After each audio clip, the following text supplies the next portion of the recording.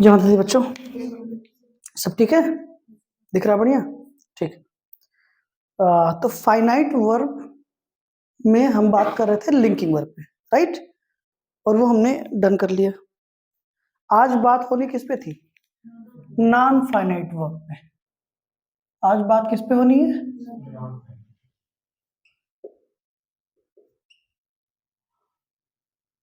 Non finite verb, not verb, verbs, non finite verbs, right?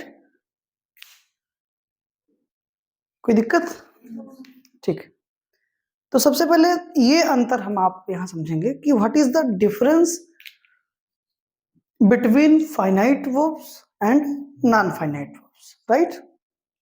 तो हमेशा याद रखना कि फाइनाइट वर्ब जो है, finite verbs change according to the number of the subject and tense, but non finite verbs don't change according to the number of the subject और tense.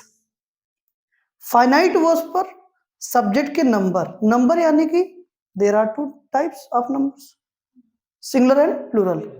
तो finite verbs जो होती हैं उस पर सब्जेक्ट के नंबर का इफेक्ट पड़ता है, मतलब वो सब्जेक्ट के नंबर के अकॉर्डिंग रन करती हैं, यूज होती हैं सेंटेंसेस में, राइट? लेकिन जो नॉन फाइनाइट वर्ब्स हैं उन पर सब्जेक्ट के नंबर का या फिर टेंस का कोई भी इफेक्ट नहीं पड़ता, वो सब्जेक्ट के नंबर या टेंस के अकॉर्डिंग चेंज नहीं होती हैं। कंफर्म? क्लियर ना? तो सबसे पहले वही हम आप डिफरेंस देखेंगे, ठीक है? और फिर नॉन फाइनाइट वर्ब्स कैसे बिहेव करती है सेंटेंस में, इस पर बात करेंगे। उसके बाद इसके प्रकार पे बात करेंगे, ठीक है? आज की क्लास में इतना होना है। तो चूंकि पहले इस पर लेक्चर है तो ध्यान से समझिएगा, राइट? जैसे हमने सेंटेंस लिखा,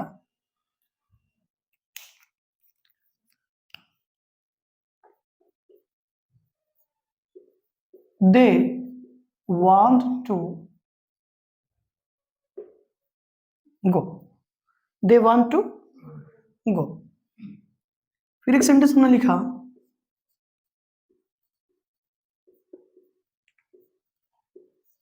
he wants to go। फिर एक सेंटेंस हमने लिखा,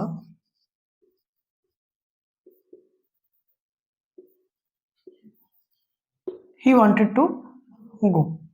they want to go and he wants to go, ये दोनों सेंटेंस है प्रेजेंट इंडेफिनिट के।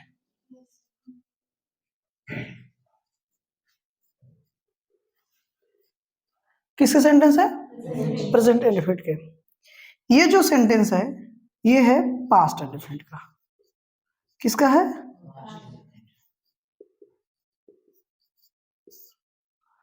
समझ में आई बात? और हम यहां पर बात कर रहे हैं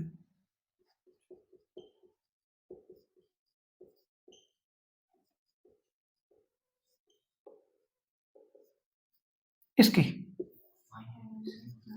ना, कि बेसिकली फाइनाइट और नॉन फाइनाइट में अंतर क्या है,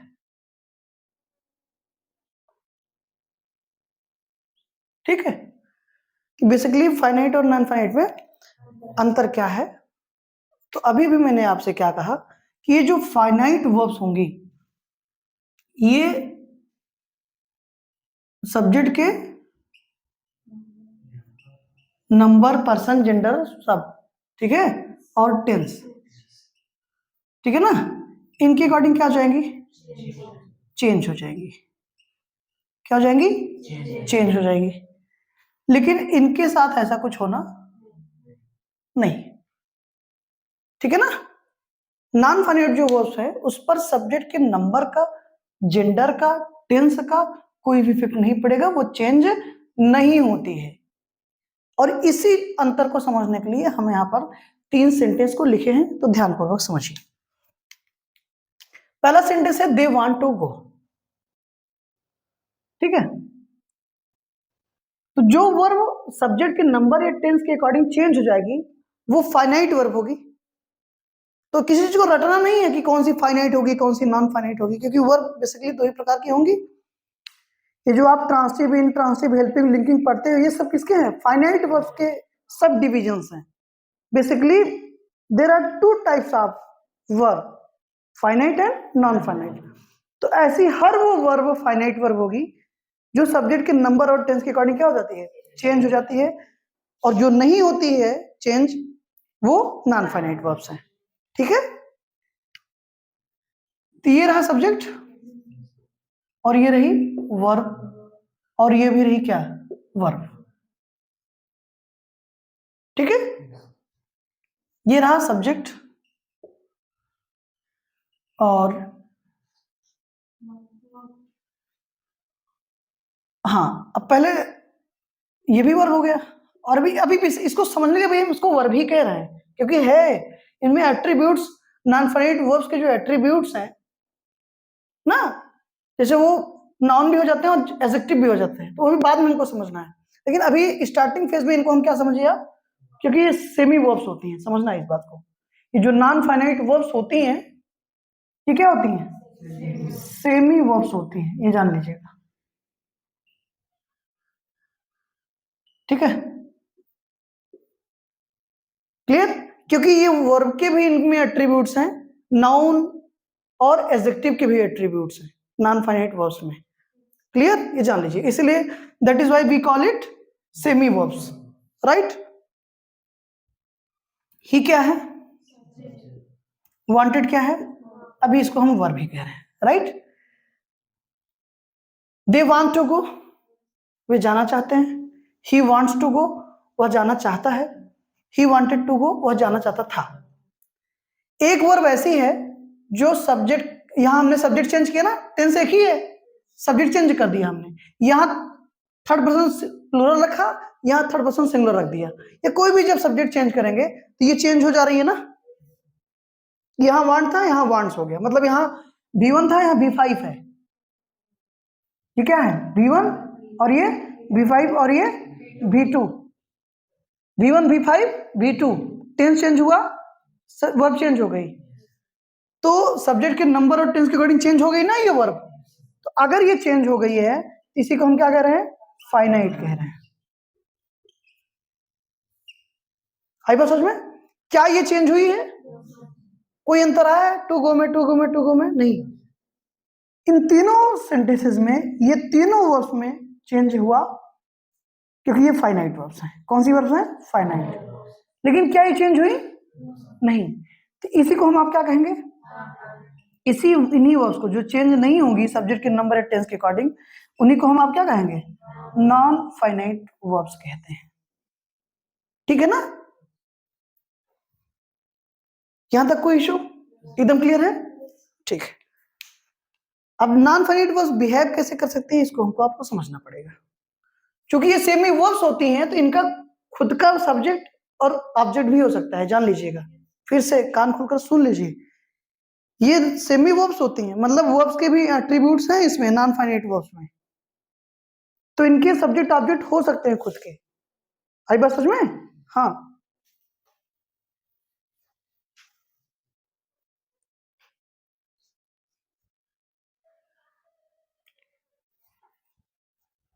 जैसे देखिए,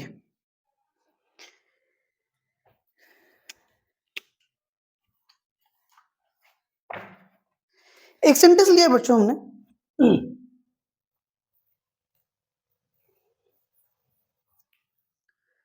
दे डिसाइडेड टू मीट हिम। क्या लिया सेंटेंस हमने? Decided to meet him. ठीक है, जरा इस सेंटेंस पे देखिए और कुछ सोचिए। सॉरी सॉरी सॉरी, यहां दे होगा बच्चों, नॉट द, दे होगा।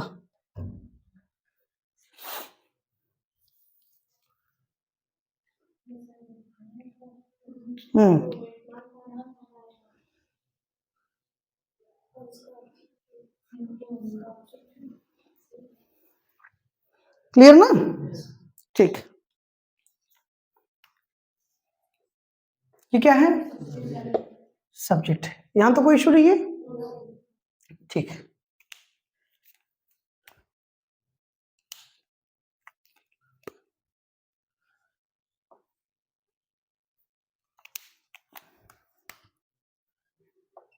ये क्या रही? वर्ब।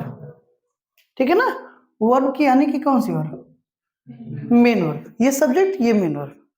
ठीक है, ये है इन्फिनेटिव। क्या होती है? इन्फिनेटिव। ठीक है ना, फंक्शन करेगी नाउन का। क्या करेगी? नाउन का। फंक्शन किसका करेगी? नाउन का। आई बात समझ में? अभी आगे इस पर हम प्रकार पे बात करेंगे, लेकिन यहाँ पर आगे पर तो इसलिए बताया जा रहा है। और इन्फिनेटिव जो है वो नॉन फाइनाइट वर्ब होती है, 2+भी से बनता है भी, सब बात होगी, पहले समझिए इसको। ठीक है, अब इतने भी लल्लू टाइप के नहीं है कि नहीं समझ में आ रहा है। ठीक है ना, ये इन्फिनेटिव है, ये तो क्लियर है। अब समझिएगा, हिम क्या है? ये है ऑब्जेक्ट। समझना, इस डिसाइडेड वर्ब का जो सब्जेक्ट है वो कौन है? ये दे। इसमें वर्ब के भी एट्रीब्यूट होते हैं, तो इसलिए अभी यहाँ पे मैं नाउन को इरेज कर दे रहा हूं। ठीक है ना, समझिएगा खूब से। इसको भी आप नॉन फाइनाइट वर्ब समझिए। तो ये नॉन फाइनाइट वर्ब है, टू गो टू, ऐसे टू मीट, ऐसे समझ लो। तो दे किसने डिसाइड किया? दे ने डिसाइड किया। इस वर्ब का सब्जेक्ट कौन हो गया? क्या डिसाइड किया? मिलने के लिए ना, तो मिलना कौन चाहता है? दे ही मिलना चाहता है, तो उसी ने डिसाइड किया मिलना भी उसी को। मतलब ये जो वर्ब आ रही है, इसका भी जो सब्जेक्ट है वो कौन है? दे ही है। नॉन फाइनाइट वर्ब्स का, क्योंकि वो सेमी वर्ब्स होती हैं, इसलिए उनका खुद का सब्जेक्ट और ऑब्जेक्ट दोनों हो सकता है, पता है ना। अब ये क्या है? ही का ऑब्जेक्टिव कैसे, यानी कि ऑब्जेक्ट है। अगर ये हिम डिसाइडेड का ऑब्जेक्ट होता, समझना, इस वर्ब का ऑब्जेक्ट होता, तो इसके बाद लिखा गया होता। तो ये ऑब्जेक्ट किसका जानते हो? ये इसका, टू मीट का है। ये आपको ध्यान से समझना पड़ेगा, यहाँ कोई इशू नहीं है इसका ना।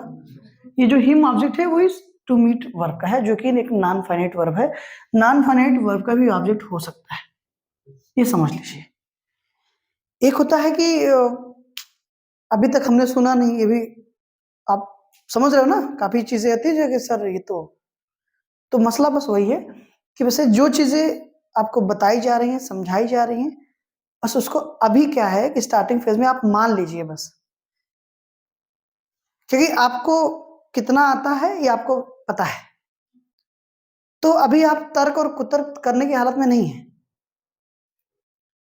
मेरी बात समझ पा रहे हो ना। तो वो अभी आपको क्या करना है, सिर्फ चीजें मान लेनी है। ठीक है ना, जैसे लॉजिकल सवाल पूछने के लिए मना नहीं कर रहा हूँ, लेकिन मैं बस ये कर रहा हूँ कि प्राइमरी फेस ही अभी स्टार्टिंग फेजेस में जो जो चीज कही जा रही है उसको क्या करना चाहिए, आपको मान लेना चाहिए। समझ गया ना? ठीक है, जैसे घर में बड़े कुछ कहते हैं तो छोटों को मान लेना चाहिए, ठीक वैसे ही, क्योंकि वो बात फायदे के लिए होती है ना। ठीक है, तो अभी समझते जाओ, इस वर्ब का सब्जेक्ट कौन है? दे। ये भी एक नॉन फाइनाइट वर्ब है, इसका भी सब्जेक्ट कौन है? दे। और ये जो ऑब्जेक्ट है वो इस वर्ब का नहीं है, बल्कि इस नॉन फाइनाइट वर्ब का ऑब्जेक्ट है, और नॉन फाइनाइट वर्ब का ऑब्जेक्ट होता है। कंफर्म? ये दिमाग में रखिए, नॉन फाइनाइट वर्ब्स के ऑब्जेक्ट हो सकते हैं, उसके सब्जेक्ट भी हो सकते हैं। कंफर्म? ठीक। अब वैसे ही एक सेंटेंस और देखते हैं, उसकी क्या कहानी है वो भी समझने का प्रयास करते हैं। एक सेंटेंस हमने लिखा, दे आस्क्ड हिम। अब इसमें थोड़ा सा दिमाग लगाइएगा ना, आप पहले थोड़ा सा एफर्ट डालिएगा समझने का, फिर आपको मैं बताऊंगा। दे आस्क्ड हिम, क्या लिखा हमने? They asked him to go home.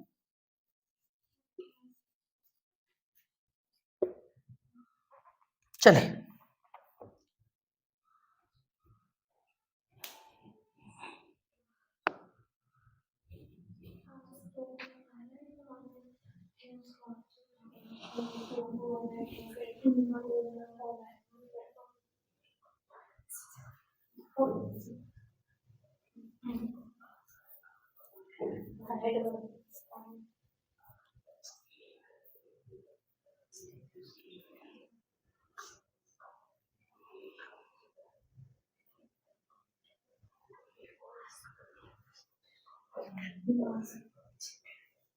बोलिए।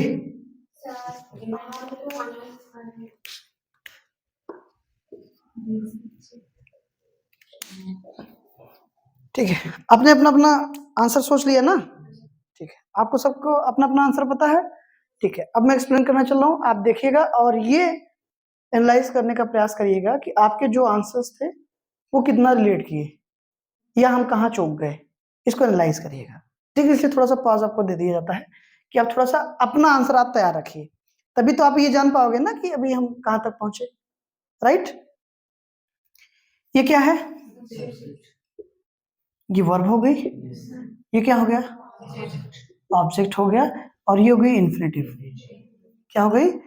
इन्फिनेटिव, जो कि एक नॉन फाइनाइट वर्ब है। ठीक है ना? आई बात समझ में? इसको अभी तक छोड़ दो, उससे भी कोई हमको मतलब नहीं है। हालांकि अब ध्यान से समझना, इसके पहले कोई डेटा माइनर नहीं आया है, इसका मतलब क्या है? एडवर्ब है, एडवर्ब ऑफ प्लेस। आई बात समझ में? तो एडवर्ब ऑफ प्लेस है, तो ये सब्जेक्ट या ऑब्जेक्ट बनने की हालत में नहीं है, तो इनको ऐसे बस छोड़ दो। ठीक है, यहां तक समझिए आप। ये जो आस्क्ड, जो हिम ऑब्जेक्ट है वो किसका है? जो हिम ऑब्जेक्ट है वो किसका है? हाँ, तो हिम इस आस्क्ड वर्ब का क्या हो गया बेटा? ऑब्जेक्ट हो गया। ठीक है, ध्यान दो, दे आस्क्ड, उन्होंने बोला। किससे बोला? ना, उससे बोला। क्या बोला? टू गो होम, घर जाने के लिए कहा। क्या कहना है? घर जाने के लिए। तो अब नॉन फाइनाइट जो वर्ब है बेटा, उसका सब्जेक्ट और ऑब्जेक्ट हो सकता है। तो अगर इसके बाद कोई नाउन या प्रोनाउन आया होता तो ये उसका ऑब्जेक्ट बन जाता, लेकिन ये एडवर्ब है, तो ऑब्जेक्ट बनने से रहा, नहीं बनेगा ना। लेकिन अगर वो वर्ब है तो सब्जेक्ट तो होगा ही बाबू ना। अब आपसे सवाल ये है कि इसका सब्जेक्ट जरा बता दे।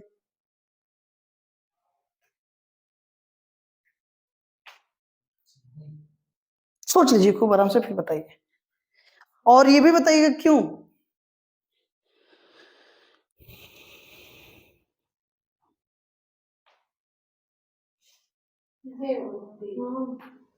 हम्म, दे।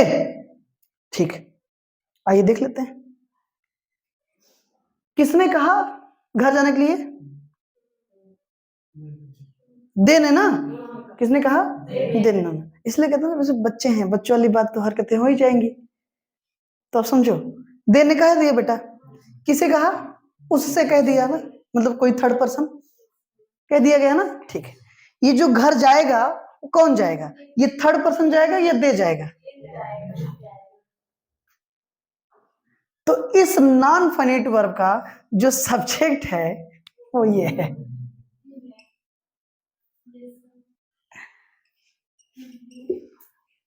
समझ में आ रही बात? मजा आ रहा है नहीं? हाँ, क्योंकि ये आपके सोचने से बहुत परे यार, ऑब्जेक्टिव केस है, क्या बात हो रही है भाई। तो जो बात हो रही है सुनिए ना, अब समझिएगा। तो रूल क्या कहता है या इस पर जो आपको जानकारी चाहिए वो क्या आपको यहां समझना है। समझना ये है आपको कि अगर मेन और के बाद, क्या ये तो मैंने सोचा क्या हो गया भाई, अगर मेन और के बाद उसका ऑब्जेक्ट लिखा जाएगा और उस ऑब्जेक्ट के बाद कभी भी आपको नॉन फाइनाइट वर्ब यूज करनी है या आपने नॉन फाइनाइट वर्ब यूज किया है, इस नॉन फाइनाइट वर्ब का सब्जेक्ट मेन वर्ब का ऑब्जेक्ट ही होगा।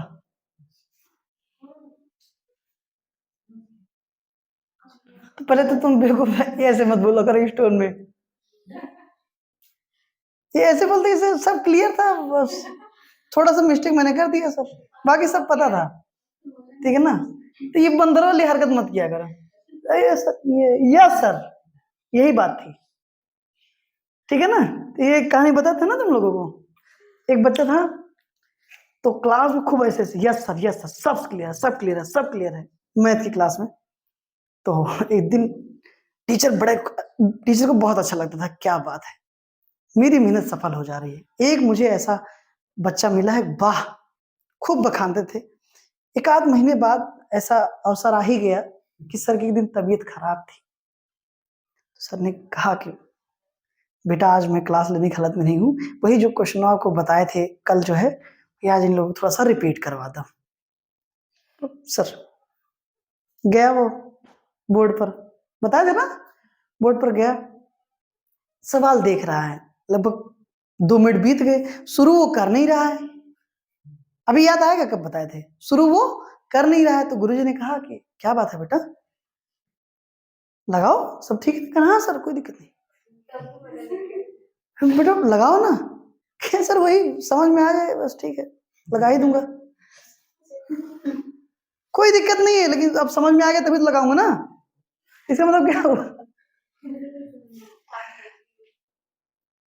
वो एक प्रचंड लापरवाही टाइप का बच्चा था जो हर बात में हाँ हाँ कर देता था, आता उसको कुछ नहीं था। तो गुरुजी उस दिन अपनी तबीयत गए भूल, और जितना उनकी भावनाओं के साथ खिलवाड़ किया था उस बच्चे ने टूट पड़े। ऐसा नहीं बिटिया ठीक है पढ़ने में, लेकिन टोन आप सुना करो। हाँ सर चलो ठीक है, क्लियर है बेटा ना। तो फिर से सुन लो, कभी भी मेनू के बाद जब हम ऑब्जेक्ट लिखेंगे और उस ऑब्जेक्ट बाद जब हम नॉन फाइनाइट वर्ब यूज कर रहे हैं, तो उस नॉन फाइनाइट वर्ब का जो सब्जेक्ट है वो इस मेन वर्ब का ऑब्जेक्ट ही होगा, अर्थात ये जो हिम है वो इस मेन वर्ब का ऑब्जेक्ट है, लेकिन इस नॉन फाइनाइट वर्ब का क्या है, सब्जेक्ट है। लॉजिकली भी और हर स्ट्रक्चरली भी, हर तरीके से समझ में आ रहा है।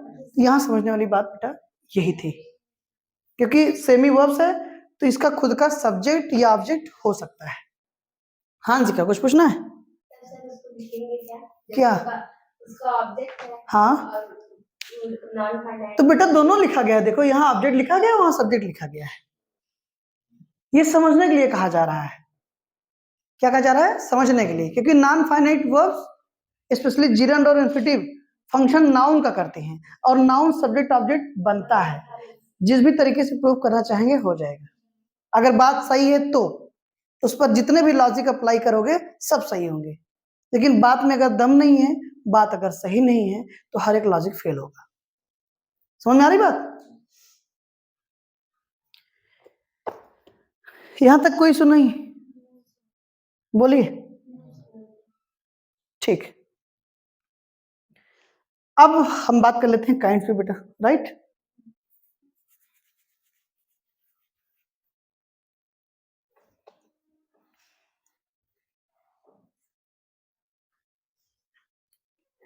ये तो बात थी कि नॉन फाइनाइट वर्ब सेंटेंस में कैसे कैसे यूज हो सकती है, राइट। सॉरी,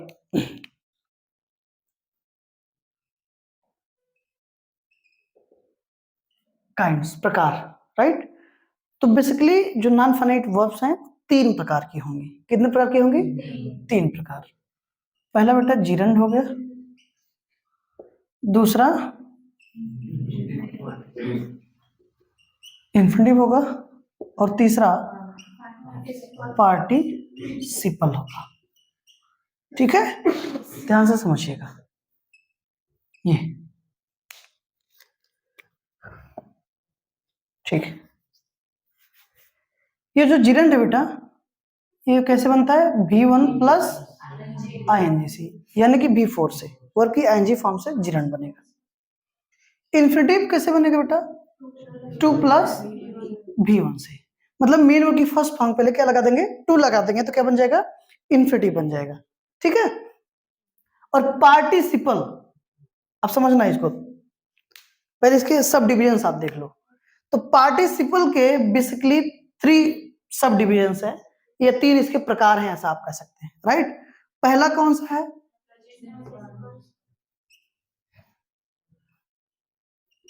प्रेजेंट पार्टिसिपल, ठीक बेटा, और दूसरा पास्ट पार्टिसिपल, और तीसरा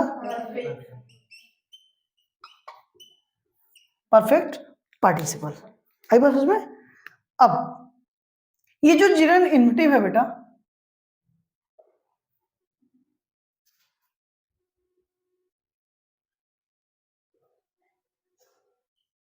क्या लिखा गया? Acts as a noun in the sentence. Sentence में जिरंड और इन्फिनिटिव किसका काम करेगा? नाउन का। और अगर नाउन का फंक्शन ये करता है सेंटेंस में जिरंड इन्फिनिटिव, इसका मतलब नाउन सब्जेक्ट भी बनता है और ऑब्जेक्ट भी। इसका मतलब ये है कि जिरंड और इन्फिनिटिव भी सेंटेंस में सब्जेक्ट ऑब्जेक्ट बन सकता है या बनेगा। क्लियर? ये जो पार्टी, और इसीलिए बेटा ना ये जो जिरंड इन्फिनिटिव है, इसीलिए इसका जो दूसरा नाम है वो ये है वर्बल नाउन। इन्हें वो वर्बल नाउन भी कहते हैं। क्या कहते हैं? अब चूंकि ये सब नॉन फाइनाइट के प्रकार हैं, ये सारी की सारी जो वर्ब्स हैं वो क्या है? सेमी वर्ब्स हैं। क्या है? सेमी वर्ब्स हैं। क्यों है? क्योंकि दो ऐसी हैं जो बेसिकली हैं तो वर्ब, लेकिन सेंटेंस में फंक्शन किसका कर रही है? नाउन का। सेंटेंस में फंक्शन किसका कर रही है? नाउन का। याद आ रहा है सेमी वाउल का कॉन्सेप्ट? WNY। तो क्यों सेमी वाउल कहते थे? कार्ड यही था कि ए जो है वो प्योर वाउल है, वो कभी कॉन्सोनेंट बनने नहीं जाएगा। बी प्योर कॉन्सोनेंट है जो कि कभी वाउल बनने नहीं जाएगा। लेकिन दो लेटर्स ऐसे हैं आपके अल्फाबेट में WNY जो दोनों की तरह फंक्शन कर रहे हैं। वो कभी वाउल की तरह फंक्शन कर रहे हैं और कभी कॉन्सोनेंट की तरह। That is why we call them semi vowels. बोलते हैं ना? क्यों बोलते हैं? क्योंकि वो वाउल का भी फंक्शन कर रहे हैं और कॉन्सोनेंट्स का भी कर रहे हैं। ठीक ऐसे ही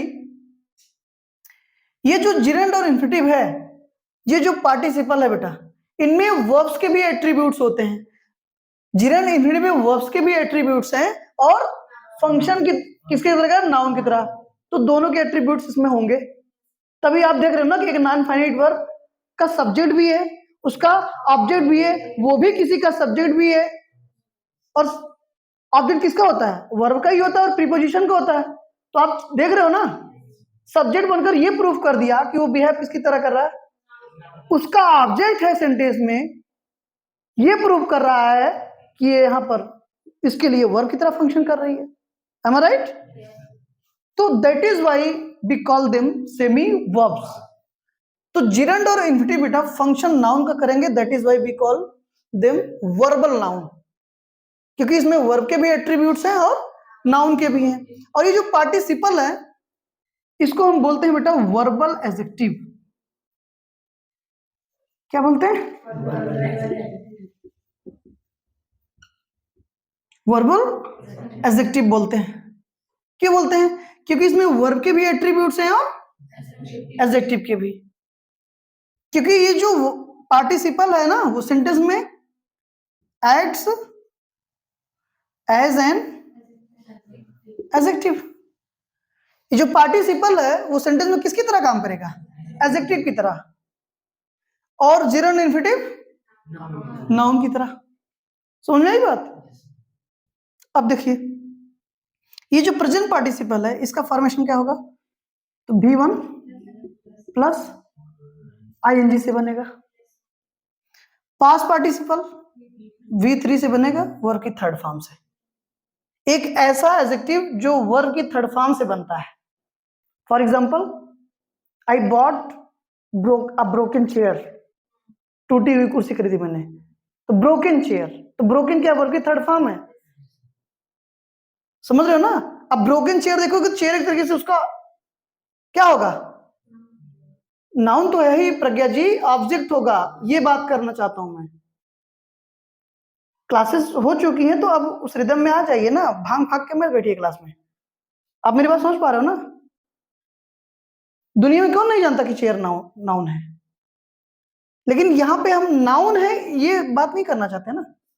बात ये करना चाहते हैं कि ये ऑब्जेक्ट किसका बन रहा है?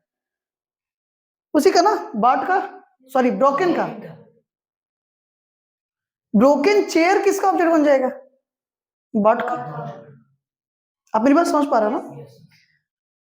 और ब्रोकन जो है वो चेयर को मॉडिफाई कर रहा है। कुर्सी कैसी है? That means what kind of का रिप्लाई है ना। तो व्हाट काइंड ऑफ का रिप्लाई हमेशा एडजेक्टिव होता है।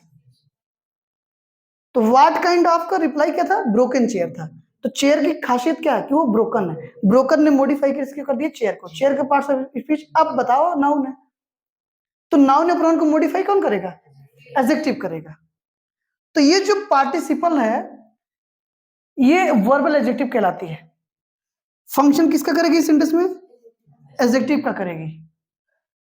तो इसमें मतलब वर्ब के भी एट्रीब्यूट्स हैं और एडजेक्टिव के भी। समझ में आया? Perfect participle.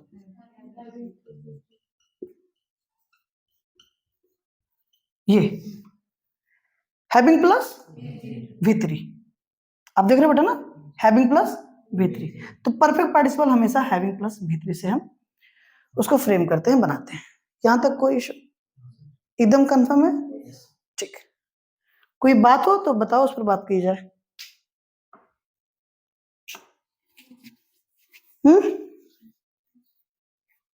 बोलो भाई।